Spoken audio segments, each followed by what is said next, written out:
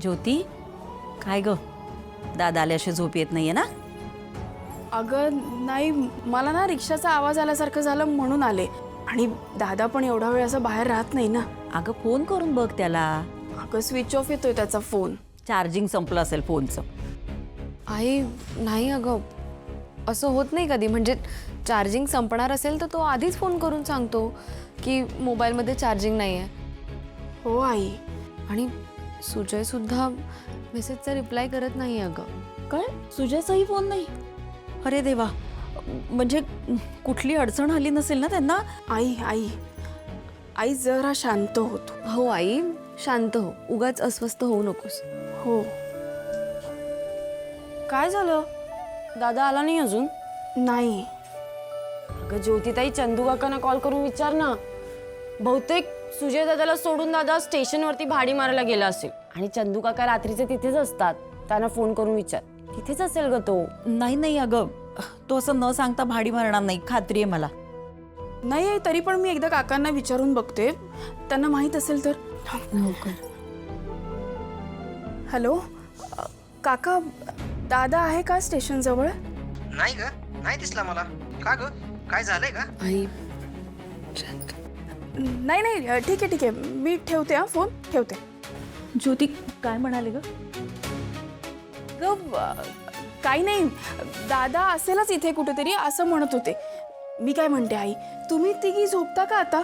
हा अगं नाही, काय आहे, आपण असं जागे राहिलो ना तर उगाच खूप विचार येतील आपल्याला. तर तुम्ही तिघी झोपा ना आता. आणि मी आहे ना दादा येईपर्यंत, कारण की मला अभ्यास करायचाच आहे. तर तुम्ही झोपा आता.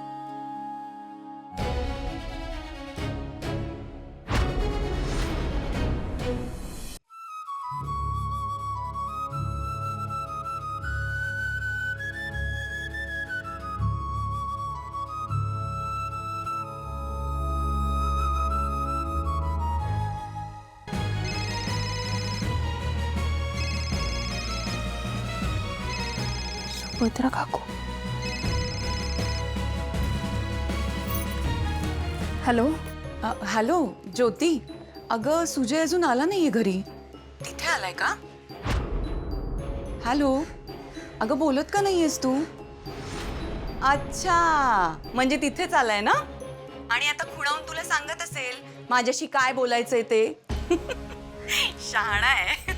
अगं त्याला इतक्यांदा सांगितलंय, आता तुझं लग्न ठरलंय बाबा, लग्नाआधी इतका वेळ तिथे थांबायचं नाही. पण माझं ऐकेल तर ना. दे त्याला फोन, बोलते त्याच्याशी. हॅलो. Hello hello. हा काकू, अहो ते दोघं अजून घरी आलेले नाही आहेत. काय? अजून घरी आले नाहीये? म्हणजे असे कसे नाही आले अजून? पण त्यांनी यायला हवं होतं. अजून कसे कुठे राहिले असतील? मला ना. काकू ऐका तुम्ही जरा शांत व्हा. पॅनिक होऊ नका. हे बघा, ते जवळच्या कुठल्या तरी मित्राकडे गेले असतील. मी फोन करून बघते ना. अगं नाही, मी तुला फोन लावायच्या आधी अभिजितला आणि त्याला फोन लावला होता, पण त्यांचा फोन स्विच ऑफ होता. मला वाटलं मी ओरडेन म्हणून स्विच ऑफ केला असेल, आणि म्हणून मी तुला फोन लावला. अगं हो बरोबर आहे. तरी पण मी दादाच्या एका मित्राला वगैरे फोन करून बघते. त्यांना माहीत असेल कदाचित ते कुठे गेलेत काय. मी तुम्हाला लगेच फोन करून सांगते. तुम्ही काळजी नका करू. हां हो, लगेच फोन करून कळव. हां, वाट बघते मी करते. चल ठेवते. ज्योती, मला तर भीतीच वाटायला लागली आहे. म्हणजे बघ ना, एवढ्याशा कामासाठी इतका वेळ लागतो का? माझा धीर आता सुटत चाललाय. काही झालं तर नसेल ना ते दोघं? आई अगं शांत हो, काळजी नको करू. सगळं नीट होईल. ते दोघं जिथे कुठे असतील सुखरूप असतील. खरंच सांगते. मी एक काम करते, परत फोन करून बघते. मला वाटतं काहीतरी नेटवर्कचाच प्रॉब्लेम असेल. नाही म्हणजे सतत फोन करत राहते, त्यांना नेटवर्क आला की कनेक्ट होईल फोन. बघ.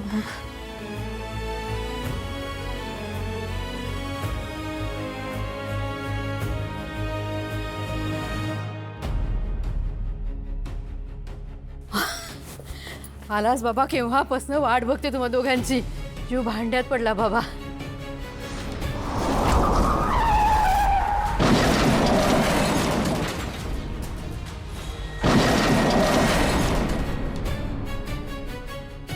पण स्वराज, तू एकटा कसा काय आलास?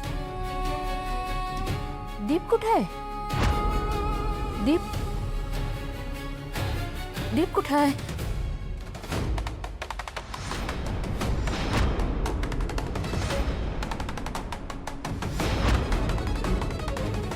स्वराज, काय झालं त्या कारचं? स्वराज, काय झालं नक्की? दीप भेटला ना तुला? तुम्ही दोघ जण बरोबर होतात ना? हा, लागलं नाहीये ना तुला कुठे काही? हं? का दीपला काय झालंय? त्याला लागलंय का? स्वराज, काय झालंय? मला सांग, काय झालंय? तुम्ही दोघं एकत्र होतात ना, मग तो का नाहीये? कुठे आहे दीप? स्वराज, बोल ना. अरे घुम्यासारखा नको उभा राहू, बोल, कुठे आहे दीप? काय झालंय? स्वराज, स्वराज!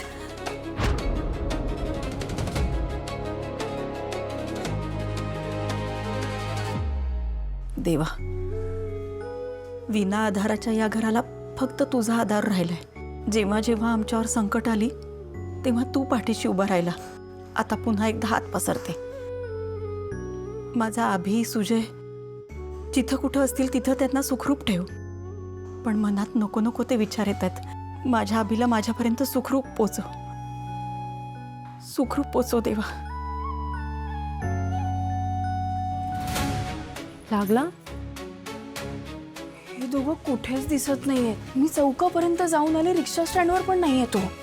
अगं मी ऑलमोस्ट सगळ्या मित्रांना फोन करून बघितलंय, तो कुठेच नाही गेलाय. कुठे असेल दादा? अरे यार, तुम्ही सगळे असे ट्रॅजिक फिल्म सारखं काय रिॲक्ट करताय? दादाला काय होणार आहे? एक मिनिट. सुजय दादा आणि दादा एकत्र गेलेत, बरोबर? मग ते एकत्रच असणार. इतकं काय रिॲक्ट करताय? आणि मगाचपासून ना मी आणि प्रीतीताईने ढीगभर लोकांना कॉल केलेत. कोणाचा ना कोणाचा तरी कॉल बॅक येईल. तुम्ही जरा शांत राहा.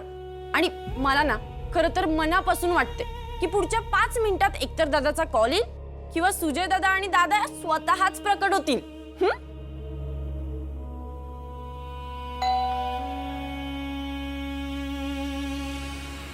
आलाच दादा.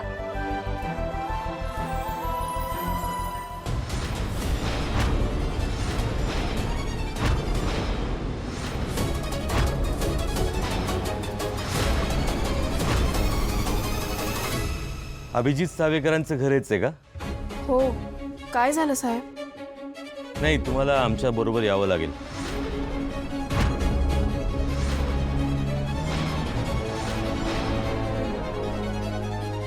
का पण काय झालं काय साहेब? नाही, सांगतो, सगळं सांगतो, पण आधी तुम्हाला आमच्या बरोबर यावं लागेल.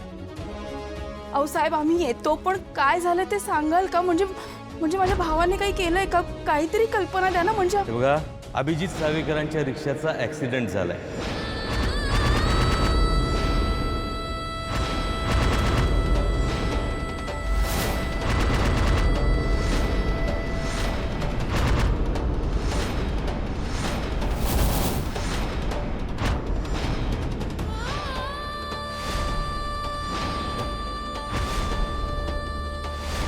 दोघे होते त्यात. दोघांना खूप लागलंय. सिरियस आहेत ते.